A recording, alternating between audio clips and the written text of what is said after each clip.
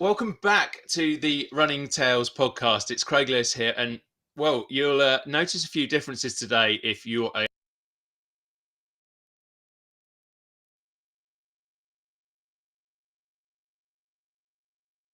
me, and if you're Instagram, and I've obviously got my Running Tales merch on, which you should go and grab yourself as well. Now, if you're catching up on Spotify or elsewhere, well, first of all, where have you been? And welcome. Now, this is all part of our new partnership with Run Bike Try and their Everyday Athlete podcast network. And I'm actually really proud and excited to be part of this new collaboration. That said, they've only given me an hour per episode to chat. So if you want to know a little bit more about how it's all working, go to the show notes, go to whatever social network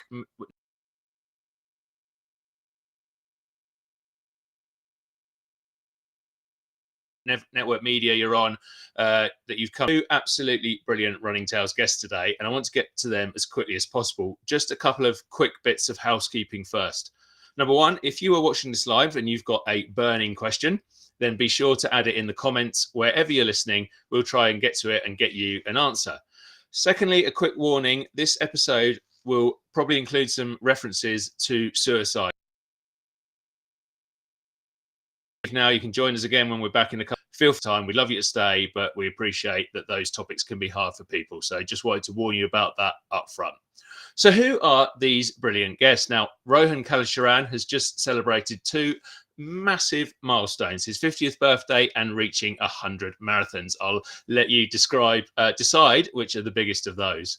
But while those achievements are reasons enough for us to chat to him on Running Tales, they come against the backdrop of mental health issues that have featured a diagnosis of bipolar disorder and some suicide attempts. Now, through incredible resilience and his ongoing strength, Ro has confronted those issues to become a healthier and happier person. Jim Hall is our second guest today, and Jim's acquaintance with running used to be confined to a local 10K, the odd part run.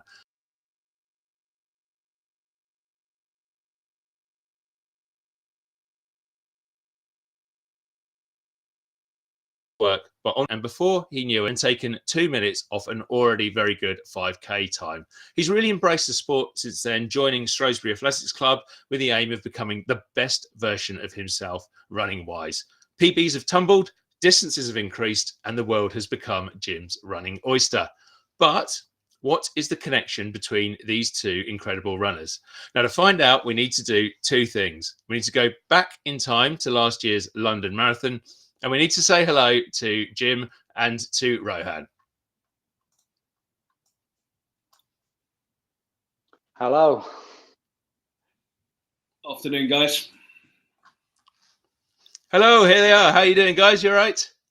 Yeah, very well. All good, thank you. Good stuff. So, Jim, I don't know if it might be best to start with you on this story at the London Marathon, because you were off hitting a decent time, but you came into that bit towards the end of the marathon where your legs are no doubt aching and so on. And I think it's probably fair to say that the wheels started to come off. It was a bit of a different one, actually, because I'd say, obviously, as you mentioned in the build-up to it, I'm quite new to all this. So it was literally my third marathon, unlike my great mate there who's run 100 of them. Bonkers. But I had to go at sub 3 years ago at Chester. So it must have been 2 years ago, 2022. All on for it. Very hot day for the time of year. About 24.5 miles. I've just my brain popped. Honestly, I just get so hot. It's a thing that happens to me. Struggled along the last mile and a half and did like 3:04:50. So got good for age for London. Last year did London. Got knocked off my bike about 12 weeks before it. So I ended up with an 8-week marathon training block. Changed my plan. 3:15 to just get good for age. And I did 3:04:43, lovely day, chucking it down with rain, absolutely beautiful. No overheating for me or anything. And then this year, great training block, going to get sub 3, well, aim for sub 3. And it was fantastic, but I could just feel myself getting hot.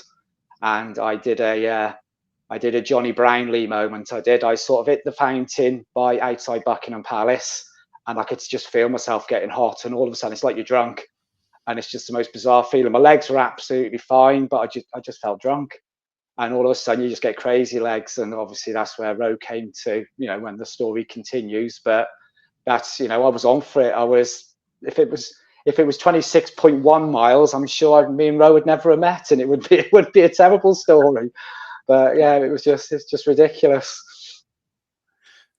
So Ro, maybe you want to come in at this point and tell us what you found awaiting you, I suppose, as you came into the final parts of that marathon.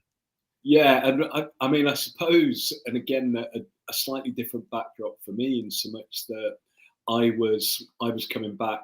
I missed the whole of 2022 with an Achilles injury.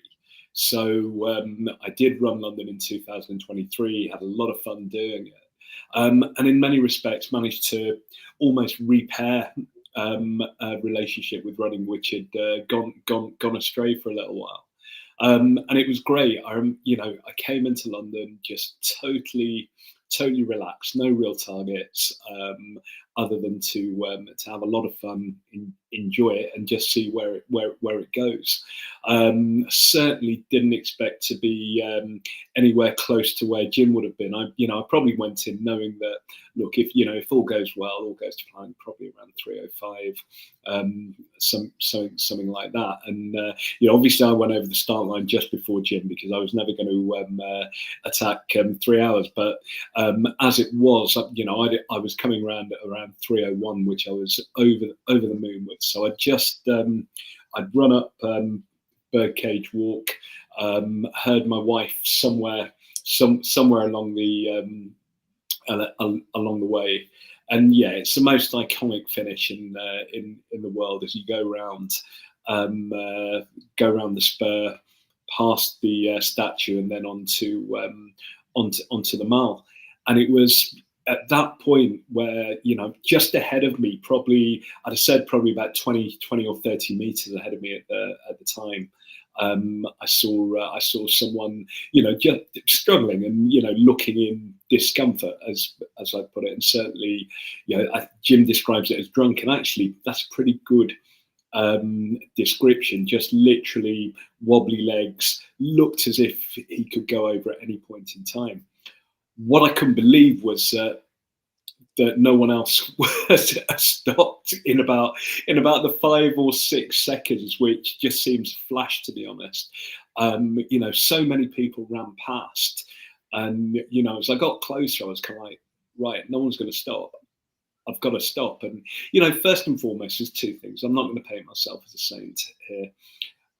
If I was at a point where I was 2:59:30 on my watch, would I have done the same thing? I'd love. I think I probably would have done. I genuinely do think I would have done, because ultimately it comes down to being a human being. I wouldn't, if I was out on a training run, if I was out walking, and I walked past another human being, and who looked as if they could face plant at any moment in time, I'm not going to walk past them, and I wasn't going to run past Jim at that point. It was a really easy thing to do, just stop. And Jim probably remembers it slightly better. I know we've spoken about it before, and my recollection, I put an arm around him. It's kind of like, right, mate, what can I do? How can I help you here? Because again, do you want me to carry you forward? Do you just want me to hold you still? What's the best thing? And he just wanted to keep on moving forward. So I managed to get my arm around him and just get us both moving slowly forward towards the finish line, which was literally, it's probably another 40, 50 meters ahead.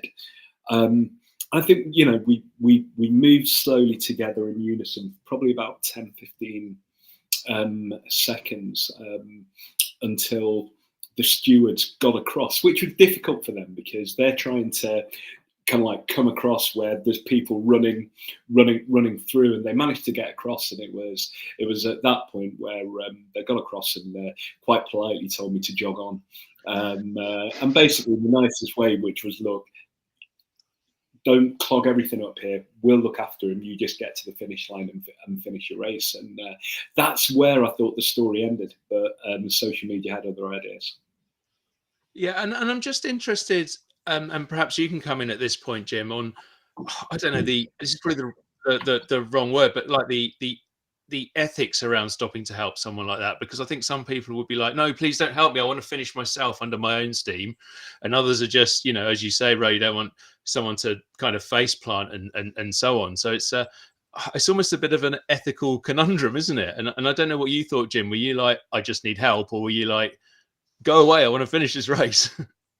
I think the thing for me was I've had this happen before. This is why it happened to me, Village Bakery half marathon, which is in Wrexham, around about sort of 50 minutes up the road from me. It's quite a big half marathon. The first time it happened to me, I didn't know what was going on, and I tried to run through it, and I just face planted, and I was like, wow, got up, tried to run again, and I thought, no, I'm falling over here.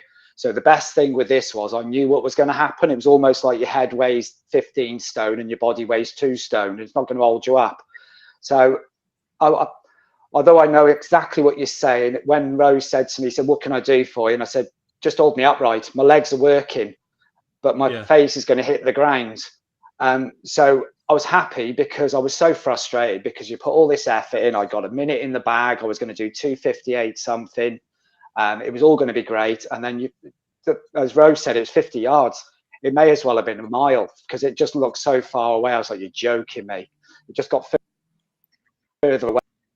For me personally, I helped me because it was just keep me upright. There's no carrying me or anything. It's just keeping your top bit upwards. So no, I was very happy, and I've got no problems ethically with it at all. Because on my it now says 2:59:57. If I'd have had to have done it on my own, I'd have been crawling, and I might still have done it, but it would have been there'd have been cuts and bruises, I think. So I've been run a bit. So yeah, I didn't want that. And Ro, for you, you obviously continued. You made it to the end. Yeah. You didn't know whether Jim had to stop that close to the line, whether he'd made it to the finish, what had happened to him. No. I don't even know at that point whether you knew what sort of. Well, you must have known he was somewhere around that 3-hour mark, but you didn't know how close he was to his goal. So you put this post up on social media. Yeah. So I, we got to the finish, and I'm really blessed to know a number of the guys who volunteer at the end. So I caught up with a few with a few friends who are doing the baggage trucks and so on. And I always make a habit of just going around and applauding and thanking as many of the volunteers and marshals as possible, because ultimately it's the greatest day of our year, and we don't get to do it without everything that other people put in on our behalf. So I did that, and then unusually I was able to get a phone signal fairly quickly afterwards. So I've rung my wife to check on, because she was tracking one of my best mates who was probably about half an hour behind me. And she's kind of like, he's doing quite well. We'll wait round on the mall, get round to us. So I'm kind of like, okay, let's do that. So I've gone round there, and then it was probably a couple of hours later, just once once the dust settles on everything, once your head just clears from, I think, the euphoria of the day.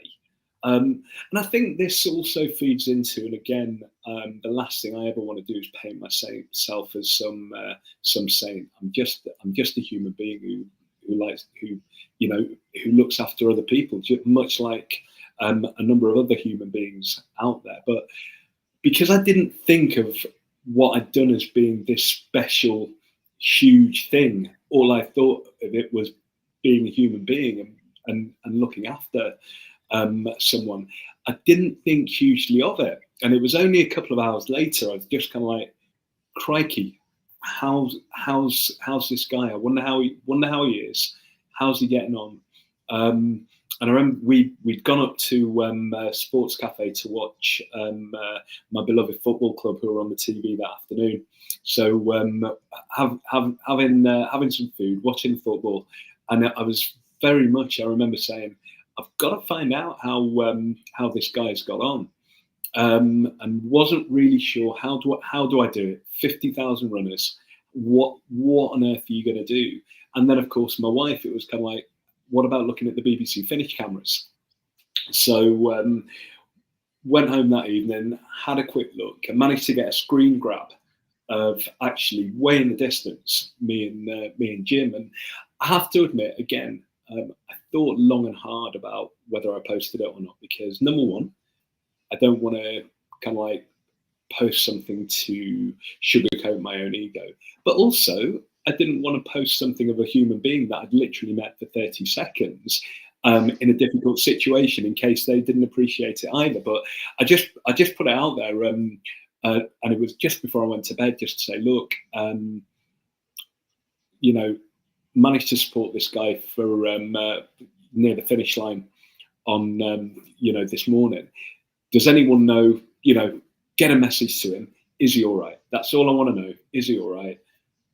Woke up the next morning and my Twitter had gone absolutely ballistic, and amongst them all was a message from a certain Jim Hall saying, yeah, that's me, thank you so much, pal. And you know, it all started from there. Yeah, and of course, Jim, it had been a happy ending, if that's the right phrase for you, because you'd not only made it to the end, but you'd hit that 3-hour target and broken that time barrier, which is just such a fantastic time. I can dream of getting close to that. So no, I was well chuffed. Absolutely, just it's one of them. You just work so hard for it. Marathon training. I say Ro doing all these marathons. I don't know how he does it, but the training kills me. It's just tons of it.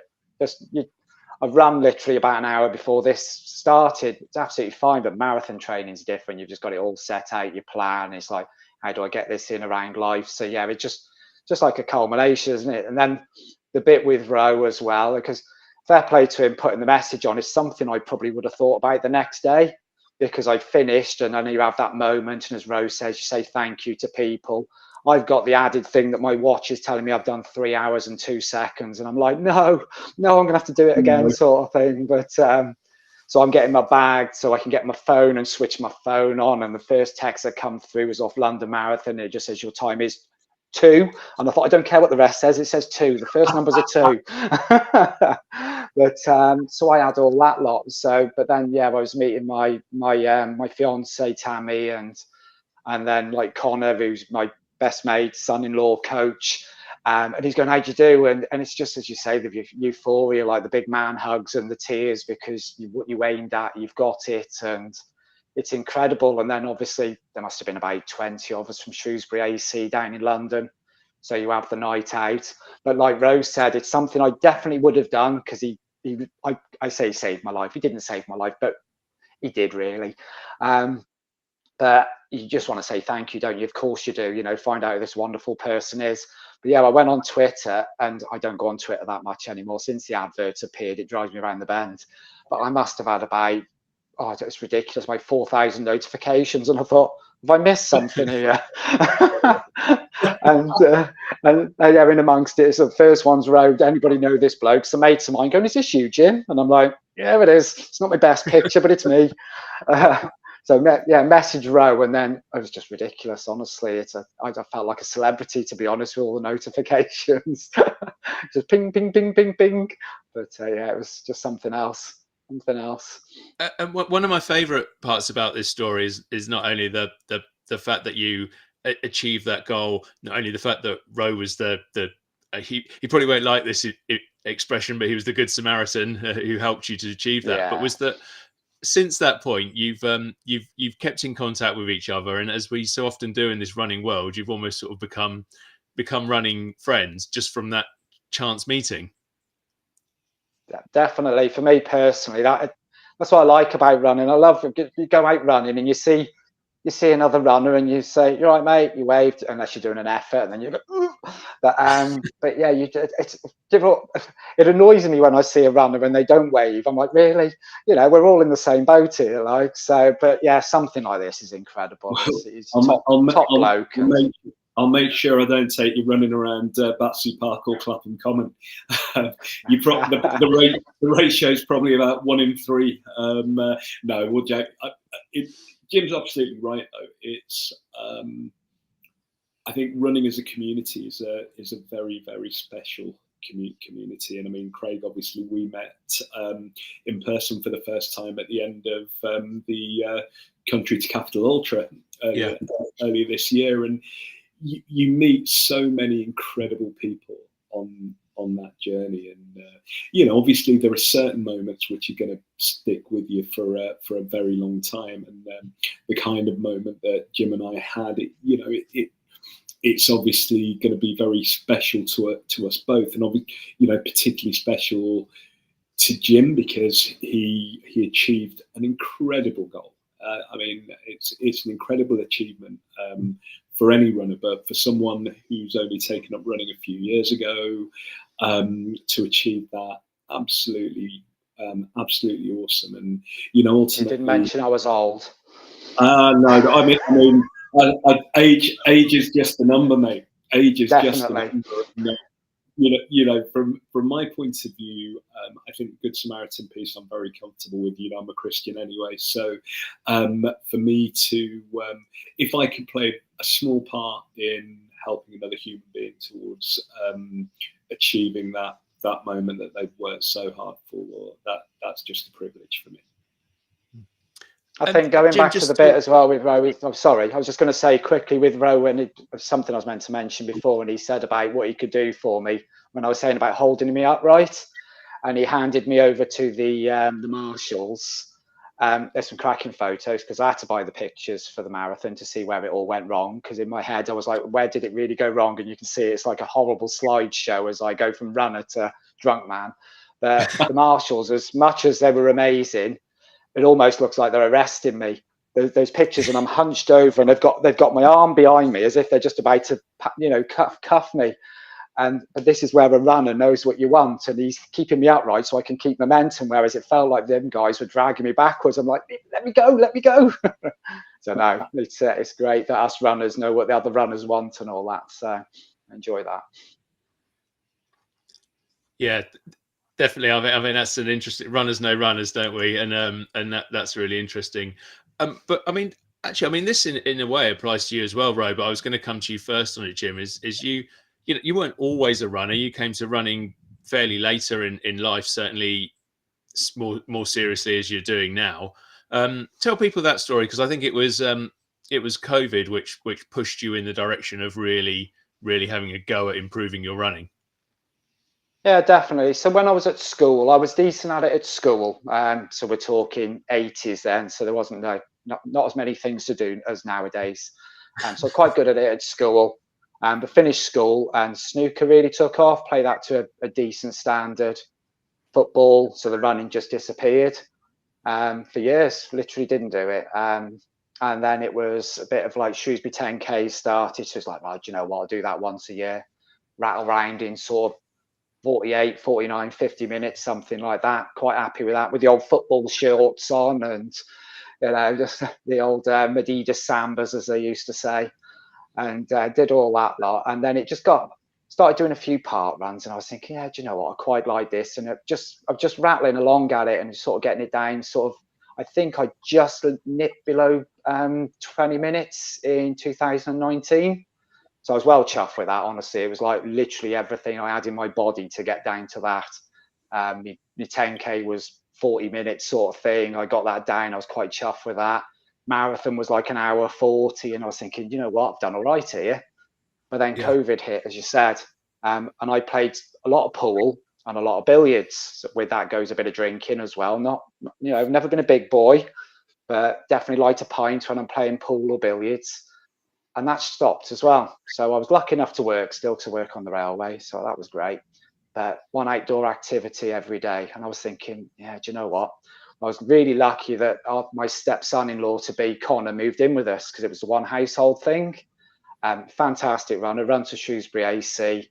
He's your 16-minute 5K job and all that lot. He's very good, bless him. Does a 2:40 marathon, is disappointed. That kind of thing. And he said, come running with me. So he was my running buddy then. So we had, I don't know how long of it, year or so of it, was it? Something like that. And I was like, do you know what? I'm losing some weight here, but eating lots and eating well. And then, yeah, park run started, and all of a sudden I'm toying with like 18 minutes and just under 18 minutes. It's like, oh, okay, this is getting a bit good. So, yeah, and then the one morning I woke up and there was a Shrewsbury Athletics Club vest on the side for me with a message, join us. And then that was it. Sort of the rest is history, as they say, for me on my running journey anyway. So, and I think, as I said in a message I sent to you guys, I just want to be the best version of myself. I love a challenge. I love stats. So I just want to keep trying to do as good as I can, so for as long as I can. Yeah, So, yeah. we'd best not mention park run and stats, but because it's a slippery slope. Yeah, upset somebody there, won't we? In terms of your, obviously, it's made you a lot healthier as well. Has it made you a much happier person as too? Yeah, it's a weird one actually, because obviously I know Ro, we're going to touch on the subject and that, but a friend of mine's just brought out a football book, for obviously my Queen of the South thing we mentioned before, and he's had sort of mental health problems, and obviously, you know, touching on suicide and stuff like that. And I read that, and I split up with my children's mum, I don't know, 9 years ago now. I struggled quite a lot with it, but I wasn't a runner at that point, and I'm sort of gutted now, because when I go out running, the fresh air, the views, and all that, you're just in a happy place. And I think it would have done me the world of good then. I'm absolutely gutted I wasn't doing it, because it's amazing. I just love all of it. It's just a happy place. It makes you feel good about yourself. Yeah, it's something about it. I don't know what it is. It's endorphins and all that lot, but it's just incredible. It's just, can't recommend it enough to people.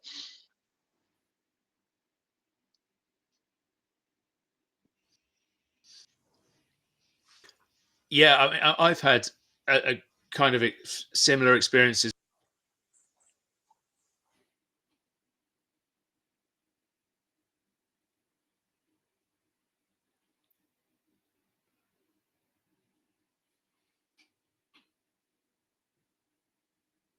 I can see Jim moving, not Craig. Yeah, I'm all right. Even more, but it certainly acts, I think, as something that helps you as well. And perhaps just coming to your to your story, Ro, I think it's probably fair to say that running has gone as far as saving your life, hasn't it? I think running's played a huge part. I think look, running's played a significant part in actually, as Jim said, allowing me to be the best I can be. You know, I think I'd already rebuilt my life from the darkest moments. Probably, you know, I think if I go back to 2006, I was age 32. I'd lived with undiagnosed mental illness for around 15 years. And that did lead to multiple attempts to end my own life, because we were living in that time where we didn't really understand mental ill health. We certainly didn't speak about it. And I was at that point where actually I literally had nowhere to turn, really could see no hope, no way out. And actually, more than anything, I thought the people around me would be better off if I wasn't there, because of the impact of my mental ill health on them. And, you know, obviously, that, you know, in that regard, I turned 18 this year, which is great, because I always describe it as, on January the 7th, 2006, I did wake up in hospital alive. I never intended to. And I woke up as a baby boy in a man's body, because I'd never really been able to function as an adult and do the things that we take for granted. Feed myself every day, pay the bills, hold down a job, pay the rent, hold down regular friendships, you know, just even go a few days without the chaos of a manic episode or a depressive episode, have just stable moods, all of those things which I suppose we do take for granted. I've never been able to do so. You know, age 30, it was a challenge just to teach myself how to live in the way that the world expected me to, and how I expected myself to. And from there, what really happened. And I'd always played a lot of sport when I was a kid. My dad was a cricketer for Warwickshire and the West Indies.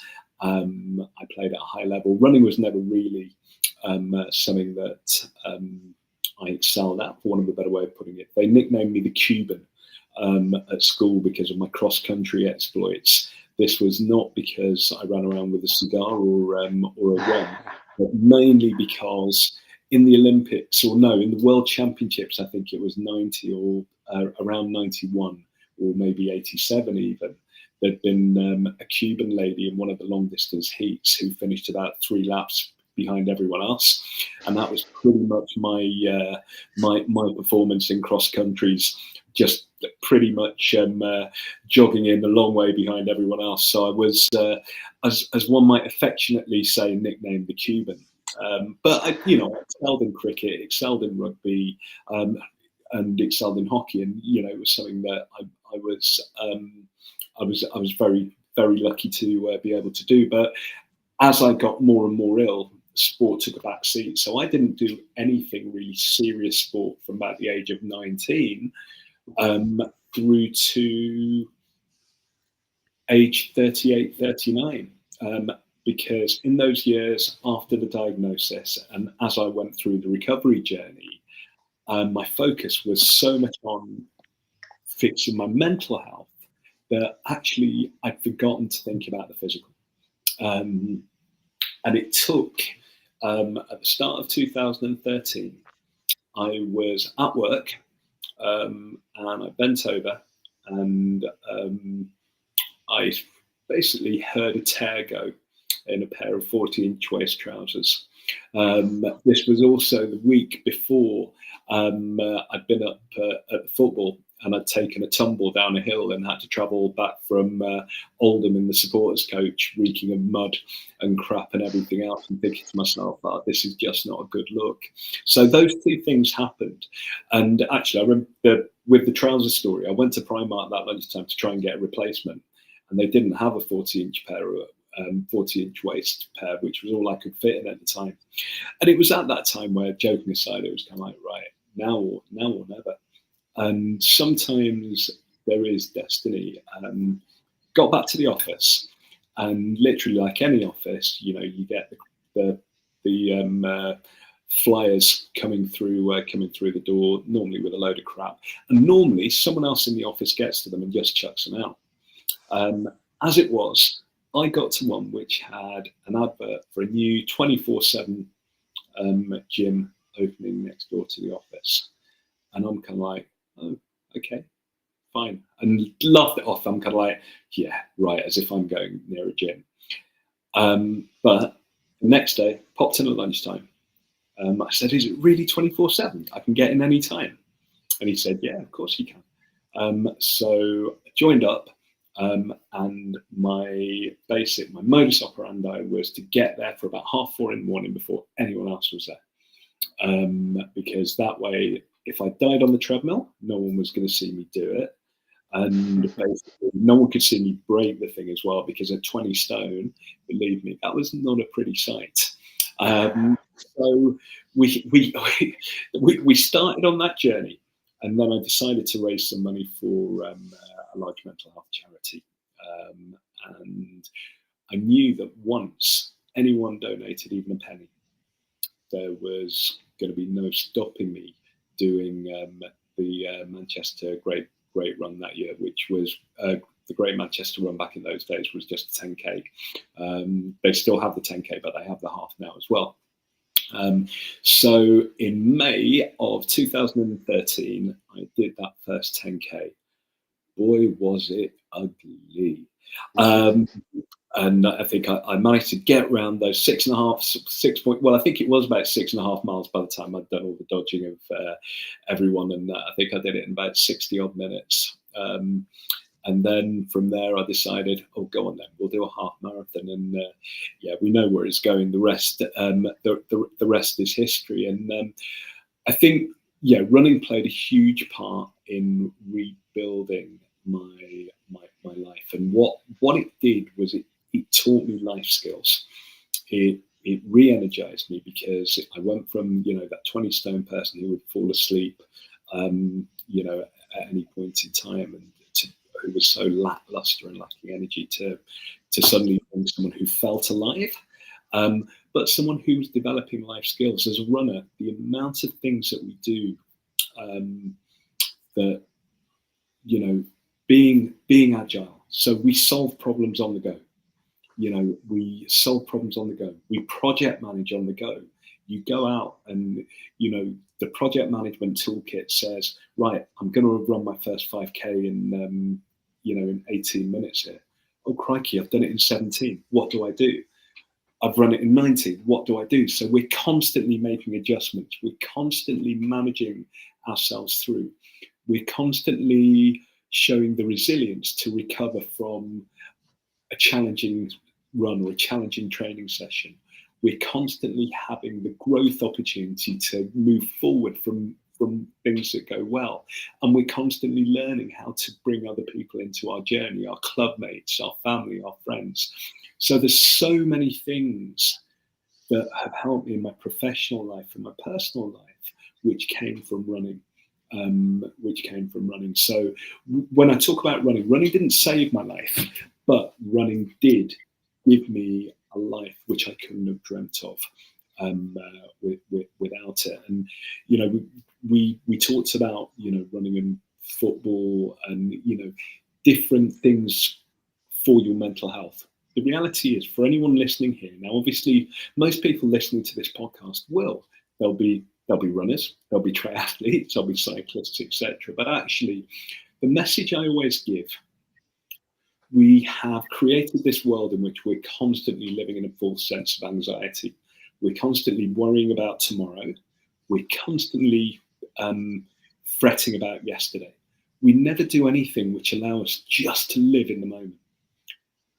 Running, I get to be in the moment, because once I will go for a run after we finish recording this, and once I get out there, I'm not going to worry about something I said here which may not have come across brilliantly. I'm not going to worry about my meeting tomorrow morning. I'm just going to live in that moment and be, because tomorrow will look after itself and today's already gone. And that's what running really does for me. In the same way that football does the same for me. I'm a deep introvert, and running gives me my alone time. Oddly enough, when I'm one of 60,000 people at Anfield, it also gives me my alone time, because I'm part of something big and really special, but actually I'm just on my own. I'm the kid, I'm on that field kicking every ball with them. I'm living that experience in my own mind, and again, I lose myself. How do I, you know, it's all about what are the things that allow you to lose yourself. So that could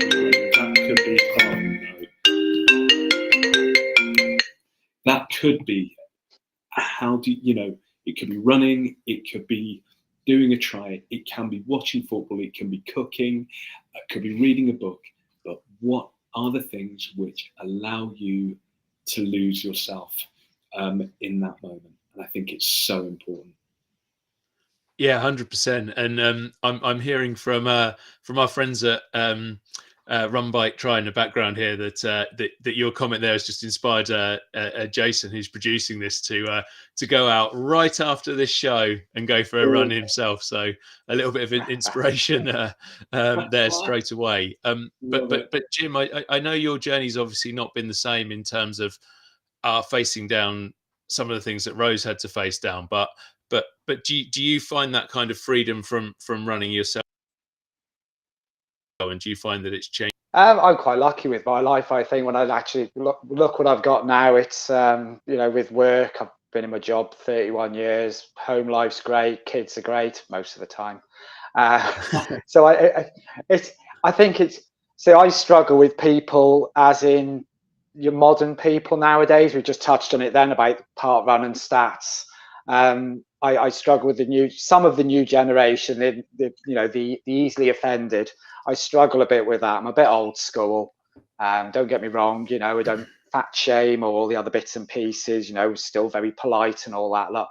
But I think it's my release from things like that. I can just go out. I haven't got to worry about people getting upset because they've put times on part run or because this flag's a different color. So for me, it is just that bit. I think if I go out running with friends and we have a good old nat, or if I go out on my own, I get the aftershocks on and get some tunes going. And it is just that. It's just your own little space, isn't it? It's lovely. You can pick your route. I'm fortunate enough in Shrewsbury to within a mile. I'm in the countryside if I want to be, or I can run around the streets. But yeah, so for me, it's very different to Rose, but it's still the headspace just to get away from life as it is at the moment and how everything's so important. So yeah, it's good for me like that. Yeah, we all need that. We all need that space, which is our own. I think it's so important, and again, my wife's amazing. She's so supportive of my running, and again, she understands that she gets a better version of me when I've had that processing time, which running gives me just that time of being. So I think for anyone, Jim and I, of course, are disciples of the running way of doing it, but ultimately it's finding that thing which allows you to be the very best version of you. And I think I'll go back to I'll die on the hill of the way that Jim phrased that, because that's what running really allows us to be.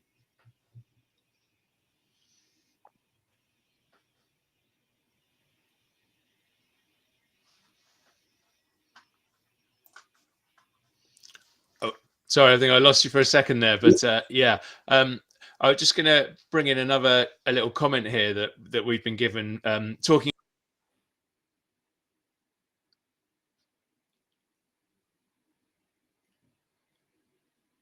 Podcast Network. He says he kind of agrees with what you were saying, Ro. In fact, what you were both saying, running makes you present in the moment, and says that's a beautiful sentiment, which I think is really true.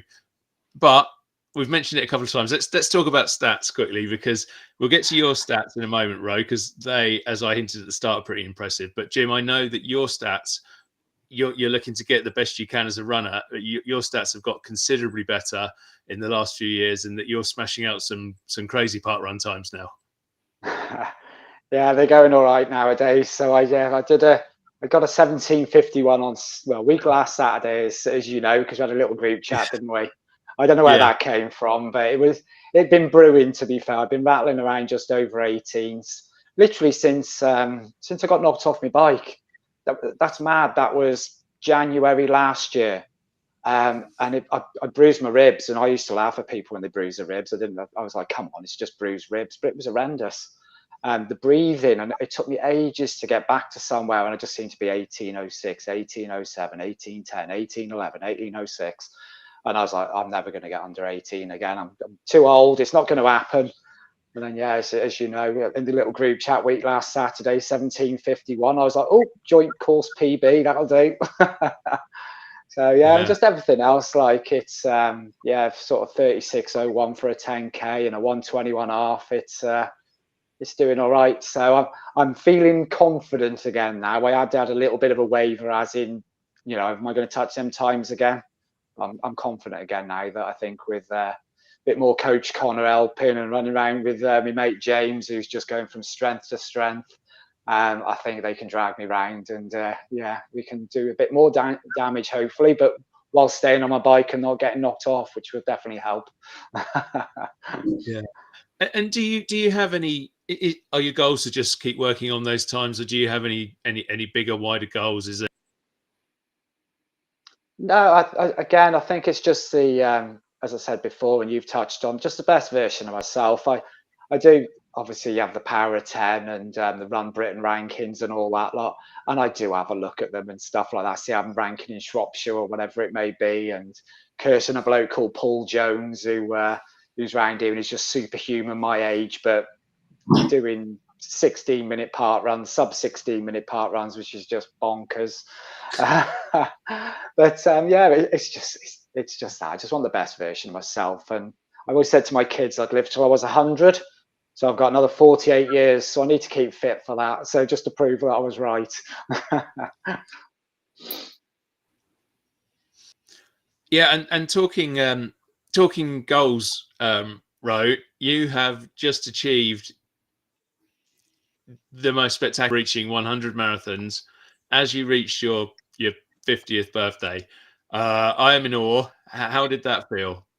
Oh, mate, it was pretty surreal, but just a hugely special day, and it was such a joy that quite a few of my friends were able to come down and run, including a few who I'd run my first marathon with, a few from the Clapham Pioneers Running Club, and just family and friends. So it was a really special day. And look, I'm not quite sure where that goal ever came from. I suppose there's always going to be that streak in me, which, with no kind of pun intended, with the manic phases of bipolar will come a tendency to reach for the outrageous. But actually, I was really lucky to get introduced to Rick Verco at Phoenix Running, and Rick, he's through Phoenix and the Global Marathon Challenges has really provided opportunities for people to go for outlandish challenges. I mean, I go back to 2022, 2021 actually, when my plan was to do 5 in 5 days, but as it was, I did 3 in 3 days because we'd had a bereavement in the family. And then I got injured in 2022, and in many respects, I stopped thinking about run streaks and hitting 100 marathons, because actually, after I recovered from the Achilles injury, and at that point I'd run 53 marathons, I was fairly comfortable that that would be it for me. That really I wasn't likely to run 26.2 miles again. And last year happened, which was I was actually not working for most of last year. I ended up with a career break, which was mainly voluntary, but then it lasted a bit longer than I'd wanted it to, and that just gave me time and space to run, because I didn't have too much else to keep me going. And July the 14th. And by that point, yes, I was on 53 marathons. I'd started the year on 50, and I'd done London, Brighton, and one other. So I turned up to Walton-on-Thames, where Phoenix do their events on the Thames Path, and I turned up, and it was to do 3 in 3 days to match what I'd done in 2021, and to raise some money for the mental health charity. So I did the 3 in 3 days and realised that I felt great, still in good shape. And of course, I didn't have to go to work the next day. And there was another event down in Staines. And I'm like, oh, let's go and do 4 in 4. And of course, it went on and on and on until the following Sunday, I'd ended up doing the accidental 10 in 10. Or as Rick and the guys in Phoenix call it, I'd become an accidental tit. So 10 in 10 days achieved, up to 63 marathons, and then suddenly it went off in my head, and I was just kind of like, "Ooh, hang on, let's just aim for something a bit outrageous here," and that's where it started. So reached 100 on the 1st of June. Actually did 101 on Saturday. So the plan is I've now done 48 in just under 48 weeks. And I'm trying to squeeze in the remaining 4 to hit the 52 and 52 week streak by July the 11th. So watch this space. But I think what it's allowed me to do actually is my ego had created a toxic relationship with running for a while. And actually I became paralyzed every time I went to an event because I was scared that I was going to be crap, or that I wasn't going to run well, and that people were going to find out that when I'd done a couple of sub 3s back in 2017, it was all a bit of a fluke, and all of those things. And I'd ruined what was such an amazing, fun thing to do by suddenly having targets. And therefore, coming back from the injury, it was awesome because I just had freedom, because I no longer cared about times. I no longer cared about, performances. It's just about having fun. And actually where I've got to now is that, the marathons I do on the towpath, they are just long runs. They're long training runs with a lot of fun. And I still, make sure that I target a couple of races a year, and London happened to be one of them this year, and I'll target one more later in the year. I'm no longer worried about trying to qualify with Good for Age, but equally I know that if I can stay fit, train well, and be in good condition for those 1 or 2 races a year, I know I'm naturally going to run well anyway. I certainly didn't expect to knock out a 3:02 at London. And that's awesome, because obviously now that I've turned 50, my Good for Age windows has changed by 5 minutes or so. So if I can knock out another a 3:03 or 3:04 in one of the autumn marathons, that's going to be super exciting for me. But ultimately, it's just about having fun, and actually most importantly is I get to go out with a group of like-minded people and take them on their journeys, and just enjoy that. I get to share the experience with my mates at Clapham Pioneers Running Club, and believe me, there's people there crazier than me there as well. And I think that's where you see how special the running journey is. It's not the numbers at the end. The numbers at the end will happen. The numbers at the end will naturally happen, but ultimately it's the journey, and it's the people that come on the journey with you. People like Jim, people like yourself, people like the people like those I run with on the Thames Path, every weekend. They'll last forever. The numbers will be long gone, but the people and the journey, they will stay with me till the day when I finish running, the day when I'm no longer here. And I think that's what I've been able to take from this last 12 months and feed back into the running journey, that the numbers will come, but actually just embrace every moment and make the most of it when we still can. Yeah, I mean, Jim, if I just maybe throw that back, I'm guilty of this as well. I'm not even sure if guilty is the right phrase, but you're a bit of a stats man. But I know that also you love your time with Shrewsbury Athletics Club. I mean, what's your kind of thoughts on some of what Ro was going through there in terms of that balance between almost running for fun and running for times? Yeah, definitely. I think it's quite funny, it is, because I went out for an hour before, just 7 miles, nice and steady, enjoying it, looking around, music on, absolutely loving it. But then it's that every now and again you've got to push yourself, haven't you? You've got to have that race to give it a good go and all that lot. And I think it's nice. I'd love to do a marathon like Ro's done and just not worry about the time. Just enjoy it, wave at the the crowd and whoop your arms around and all that lot. But I'm just not at that point yet. It's just I don't know how many I've got, because I'm not doing 100 marathons. I've done 3 proper ones and 1 virtual. So if I get to 15 marathons, I'm probably going to have done well, because 1 a year is plenty for me. But I it's just as he said, it's just that happy balance, isn't it?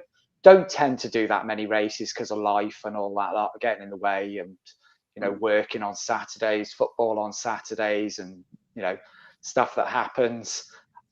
So I think I've got a decent balance, but I do like to push myself when it's like, right, come on, you've got to do a race or you've got to do a park run.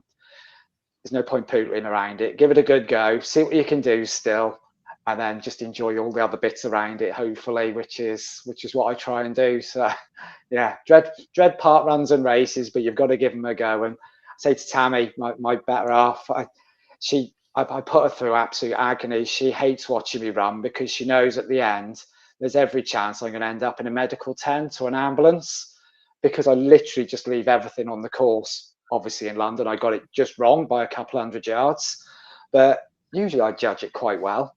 But I'm sure she's looking forward to the day that I just poot around and not bead a sweat on me when I finish. And she's well done. But it's not that time yet, so she's going to have to keep worrying for a while. And just because we're getting towards the business part of the podcast, the last few minutes, just to you both, perhaps in turn, and I don't mind who takes it first. What would you say to anyone listening to this who perhaps has done a little bit of running, perhaps has done a lot of running, but are just wondering what makes for you what makes running so special and so important in your lives? What, right? I think. I think there's different seasons for everything. And, in 2017, and I'll always be grateful for it, it was a season of pushing myself to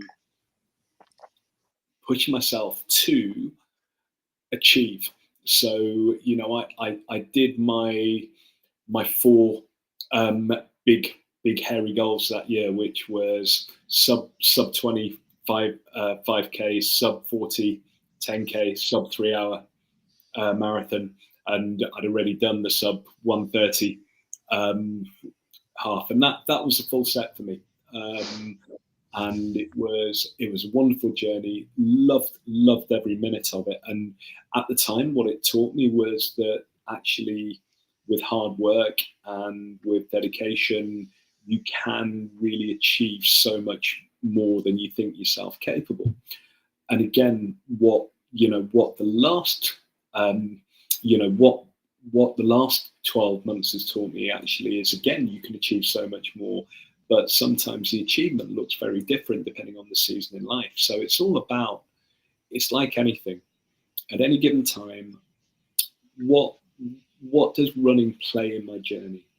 And right now, it's to energize, to have fun. Well, it should always be to energize and have fun, but it's about the benefits of being outside. It's about the benefits of friendship. It's about the benefits of the journey. Whereas back at that time, it was about the benefits of pushing myself and seeing the results. And at any point in time, and I think this is where, to answer the question, it's using the mindfulness techniques of really embracing what your mind is telling you at any point in time about running can do for you, and embrace those benefits, because it might change tomorrow.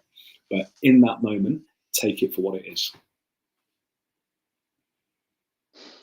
Yeah, for me, I've just got time for anybody who wants to run, wants to do any activities. Just look after yourselves. As far as I'm aware, I don't know any different, but we probably only live once. Hopefully we don't, but we probably only live once. Look after yourself, do some running, do the 10K steps a day thing. When we finish park run, we make a point of staying there and cheering the other people on, telling them well done. There's people on different journeys, they've just started. For whatever reason, it might be health, or mental health. It's just fantastic. As I said, anybody, I'll talk to people and go, God, I might have seen you running, wow, and all that lot. And I'm like, yeah, but you're running, you're doing amazing. Like, keep doing it. And, things change, you might get caught in a pandemic and decide you can't play pool and billiards and stop drinking, and might start doing stupid things as well and being an absolute addict of running. But Yeah, I just time for anybody, and I will literally sit and talk to anybody about it. I can see people running for the hills when I come sometimes, and it's like, oh dear. But no, but honestly, yeah, it's brilliant, and what you guys are doing, Ace, as well. So, and well done to Ro and his 100 marathons, and lunatic. I've got a medical certificate that says so, mate, to be honest, so I can get away with it. Well, guys, thank you so much. I mean, Jason is saying to me down the line here that the two responses you've just given are exactly why he and Elm founded and came on board with Run Try Bike, and why they do what they do, and why they like to big up the everyday athlete and just talk to people, build that bigger table of running, and get more and more people involved to enjoy this sport that we enjoy so much. And anyone listening to this, you know, when we're talking about goals, obviously with Ro and Jim, that their goals are, you know, when they're looking at goals, they're looking at very fast times. They're looking at doing a ridiculous number of marathons in Ro's case, but it doesn't matter if your goal is, you know,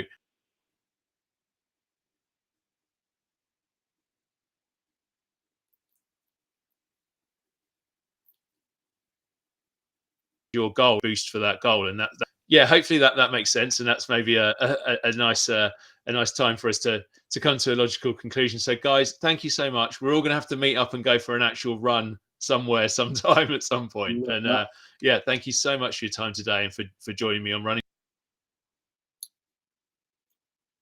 Yeah, thanks for having us. Really enjoyed it. Yeah, likewise. Jim, can't wait to see you again soon. Yeah, definitely, mate. We need to sort it. Now you've stopped running marathons for a while. Absolutely. Take care, both. Thank you. Yes. Cheers, guys.